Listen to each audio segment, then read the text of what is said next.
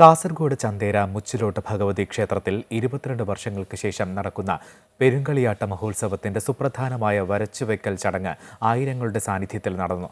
ഇതോടെ ഭഗവതിയുടെ കോലധാരി ക്ഷേത്രത്തിൽ വ്രതം തുടങ്ങി.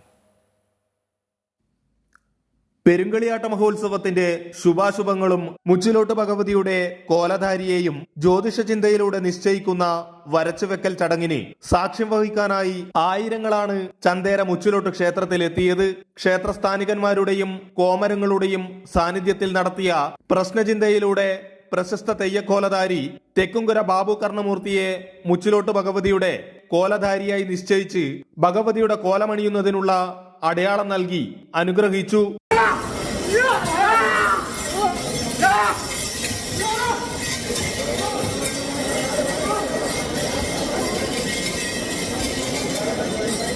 ഇതോടെ തമ്പുരാട്ടിയുടെ കോലധാരി ക്ഷേത്രത്തിൽ വ്രതം തുടങ്ങി.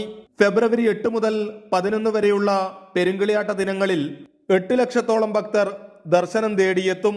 22 വർഷങ്ങൾക്ക് ശേഷമാണ് ചന്തേര മുച്ചിലോട്ട് ഭഗവതി ക്ഷേത്രത്തിൽ പെരുങ്കളിയാട്ടത്തിനായി മേളമുയരുന്നത്.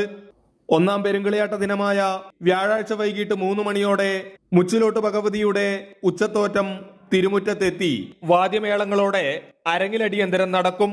തുടർന്ന് മറ്റ് തെയ്യങ്ങളും വെള്ളാട്ടങ്ങളും അരങ്ങിലെത്തും. അമൃത ന്യൂസ്, കാസർഗോഡ്.